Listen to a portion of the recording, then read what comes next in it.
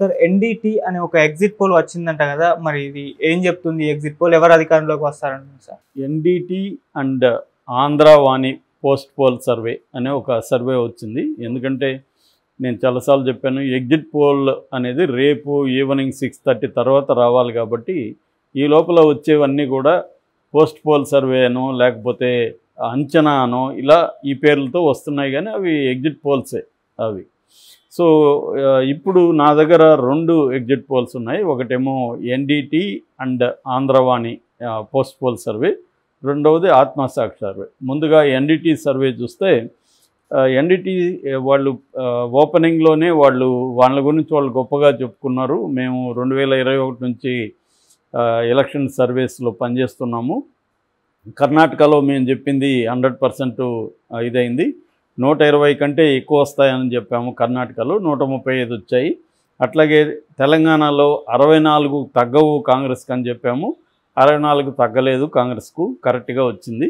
అట్లాగే ఇప్పుడు ఆంధ్రప్రదేశ్లో కూటమికి 108 తగ్గనే తగ్గదు, 108 100% వస్తుంది కూటమికి అనేది వీళ్ళు చెప్పారు. ఓవరాల్గా వీళ్ళు చెప్పింది ఏంటంటే కూటమికి 108 నుంచి 126 సీట్లు వస్తాయని చెప్తున్నారు. అందులో మళ్ళీ డివైడ్ చేస్తే తెలుగుదేశానికి 90 నుంచి 104, అంటే తెలుగుదేశం ఎవరి సహకారం లేకుండా గవర్నమెంట్ని ఇండిపెండెంట్గా ఫామ్ చేయగలుగుతుంది. అంటే ఇటు జనసేన ఇటు బీజేపీ సహకారం లేకపోయినా గవర్నమెంట్ ఫామ్ చేయగలుగుతుంది. ఆ మేరకి చంద్రబాబుకి కొంత ఫ్రీడమ్ అయితే ఉంటుంది ఈ సర్వే ప్రకారం.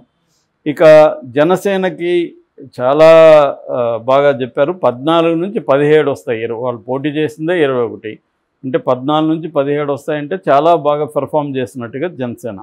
ఇక బీజేపీకి 10 చేస్తే 2 నుంచి 4, బీజేపీ కొద్దిగా తగ్గుతుంది, బట్ 2 నుంచి 4 వచ్చే అవకాశం బీజేపీకి ఉందనేది వీళ్ళు ప్రధానంగా చెప్తున్నారు. ఓకే. వైసీపీకి 49 నుంచి 63 వస్తాయి సీట్లు అనేది ఈ సర్వే చెప్తుంది. ఇక పర్సంటేజ్కి వచ్చేసరికి కూటమికి 49.2%, వైసీపీకి ఏమో 41.9%, అంటే దాదాపు 7% పైన తేడా రెండింటికి ఉంది కూటమికి వైసీపీకి. ఇక అదర్స్ 3.8% ఓట్లు వస్తాయి. కాంగ్రెస్కి 3.8% వస్తుంది. గతంలో 2% కూడా రాలేదు కాంగ్రెస్కి. ఈసారి మేబీ షర్మిలా ఫ్యాక్టర్ వల్ల 1.8% పెరుగుతున్నట్టుగా మనం అర్థం చేసుకోవచ్చు.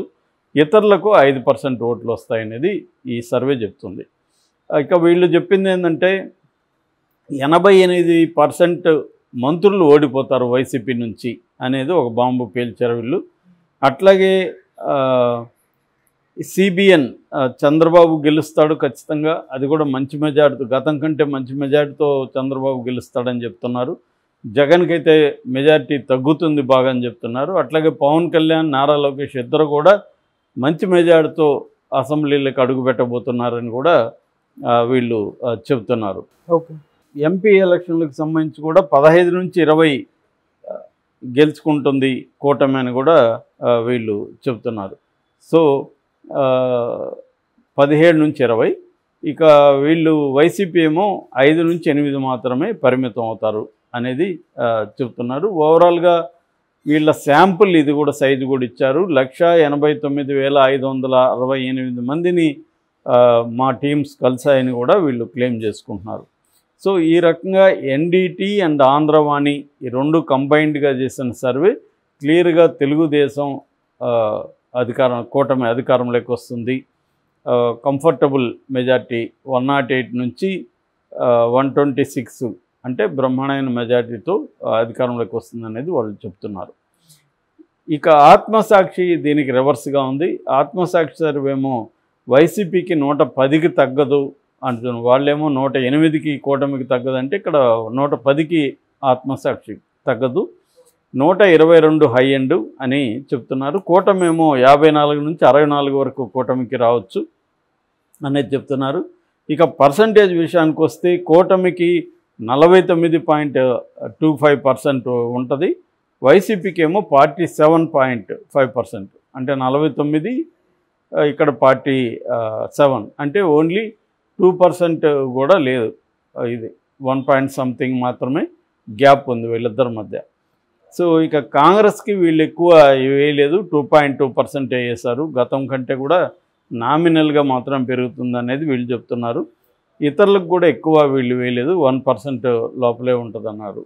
అది నిజానికి ఇతరులు కూడా అక్కడ పెద్దగా వేరే పార్టీలు ఏం లేదు కదా, కాంగ్రెస్ కూటమి, సిపిఐ వాళ్ళు కాంగ్రెస్తో ఉన్నారు, ఇటు వీళ్ళు ఉన్నారు. ఇంకా చిన్న చిన్న పార్టీలు ఉన్నాయి, భారత ఇట్లాంటివి, మన ఆయన జేడి లక్ష్మీనారాయణ ఇలాంటి వాళ్ళ ఒక టీం, అదొక కోయిలేషన్ లాగా వాళ్ళు ఏర్పడ్డారు. సో అదొక కూటమి అనమాట. సో వాళ్ళు చీల్చేది వెరీ వెరీ మైనర్గా ఉంటుంది. సో ఓవరాల్గా నాకు తెలిసి ఇప్పుడు వస్తున్న పోస్ట్ పోల్ సర్వేలు అనేకం నేను పరిశీలించిన తర్వాత నాకు అర్థమైంది ఏమంటే, ఎగ్జిట్ పోల్స్ కూడా గందరగోళంగానే ఉండబోతుంది. ఎగ్జిట్ పోల్స్ కూడా ఖచ్చితంగా 2గా చీలిపోతాయి. కొన్ని వైసీపీ రాబోతుందని చెప్పబోతున్నారు, కొన్ని ఏమో టీడీపీ రాబోతుందని చెప్తున్నారు. ఎగ్జిట్ పోల్స్ కూడా మనకేమీ ఆనందాన్ని ఇవ్వలేవు. అంటే ఎవరికి కూడా, ఇటు తెలుగుదేశానికి ఆనందాన్ని ఇవ్వవు, ఇటు వైసీపీకి కూడా ఇవ్వలేవు అన్న ట్రెండ్ కనిపిస్తుంది ఇక్కడైతే లోకల్గా. కానీ నేషనల్ లెవెల్లో ఎగ్జిట్ పోల్స్ ఎలా ఉంటాయనేది చూడాలి. ఎందుకంటే నేషనల్ లెవెల్లో ఉన్నప్పుడు వాళ్ళు ఇక్కడ కూడా ఆంధ్రప్రదేశ్లో కూడా ఎంపీల విషయంలో ఎగ్జిట్ పోల్స్ అన్నీ ఏమన్నా ఒక రకంగా ఉంటాయా అనేది చూస్తే దాన్ని బట్టి మనకి అర్థమవుతుంది. ఇక్కడ లోకల్గా వచ్చేసరికి అగైన్ ఇక్కడ YCP sponsored exit polls, Telugu Desam sponsored exit పోల్సే కనిపిస్తూ ఉన్నాయి ఇప్పటివరకు చూసుకుంటే. అంటే పోస్ట్ పోల్ పేరుతో కూడా ఇదే డ్రామా నడుస్తుంది.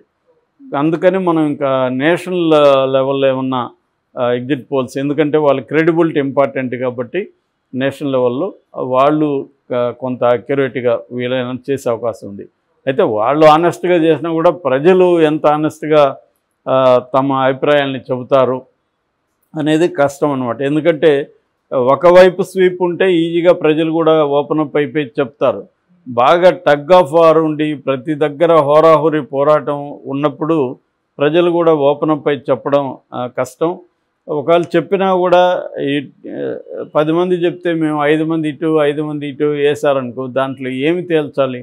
సో ఇటువంటి ఒక టైట్ సిచ్యువేషన్ ఉంది. గెలిచినా కూడా ఎవరైనా 95 నుంచి 97 లోపలే మెజార్టీ వచ్చే అవకాశం ఉంది అనేది ఎక్కువ మంది పరిశీలకులు చెప్తున్న విషయం అన్నమాట. రాజకీయాల్లో సీనియర్ తలబడిన వాళ్ళంతా చెప్తున్నది ఏంటంటే, ఎక్కువ మెజార్టీ ఎవరికి రాదు, పట్టుపట్లుగా మాత్రమే ఉంటుంది దగ్గరగా. ఇప్పుడు తెలంగాణలో కూడా అదే పరిస్థితి కదా. సో అదే పరిస్థితి అక్కడ కూడా ఉంటుంది అనేది. తెలంగాణలో కూడా 64 కాంగ్రెస్కి 5 65 వచ్చాయి. సో 120 రావాలి ఇక్కడ, 60 రావాలి, ఒక 4 మాత్రమే మెజార్టీ కాంగ్రెస్కి, అది కలుపుకుంటే 5 మెజార్టీ. అలాగే అక్కడ 88 రావాలి, 95 లోపలే ఉంటుంది. అక్కడ 95 90 100 లోపలే ఉంటుంది మెజార్టీ అనేది చెబుతున్నారు. ఇది చూడాలి. ఏమైనా రేపు ఈవినింగ్కి మనకి ఎగ్జిట్ పోల్స్ వస్తాయి. కానీ ఆ ఎగ్జిట్ పోల్ ట్రెండ్ చూస్తూ ఉంటే మాత్రం ఆల్రెడీ చాలా ఎగ్జిట్ పోల్స్ రకరకాల పేరుతో వచ్చేసాయి.